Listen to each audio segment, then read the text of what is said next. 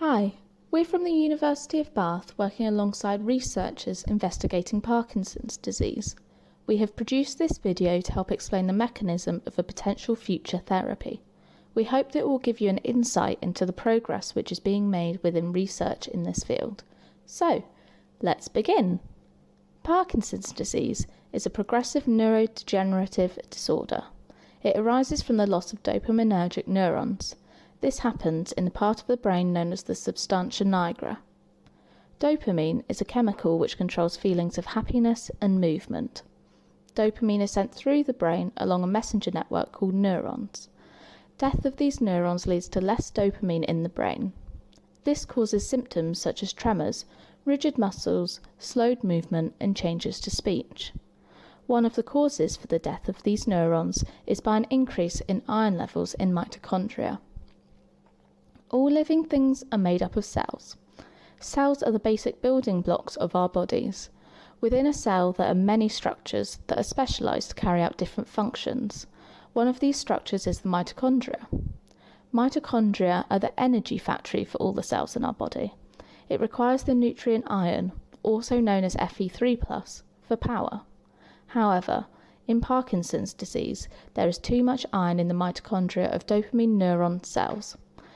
As the iron content increases, the severity of the disease and motor impairment progresses.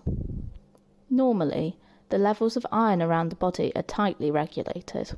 This is so daily biological functions can be carried out.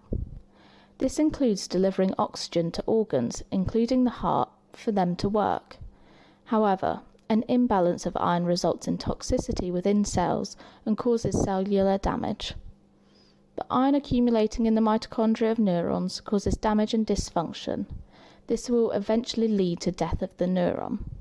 As iron is required throughout the body for key biological functions, reducing dietary iron intake will not be beneficial. Instead, therapeutic strategies are required which selectively target the iron in the brain. This has led to the development of a new therapy called iron chelation. Iron chelators can be thought of like a biological mop. Chelators physically attach to iron molecules, soaking them up. They then take them away to be excreted in the urine.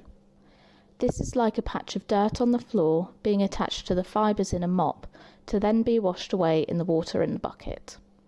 The two therapies currently being researched are deferoprone and CN-128. Deferoprone is currently used in the treatment of another disease.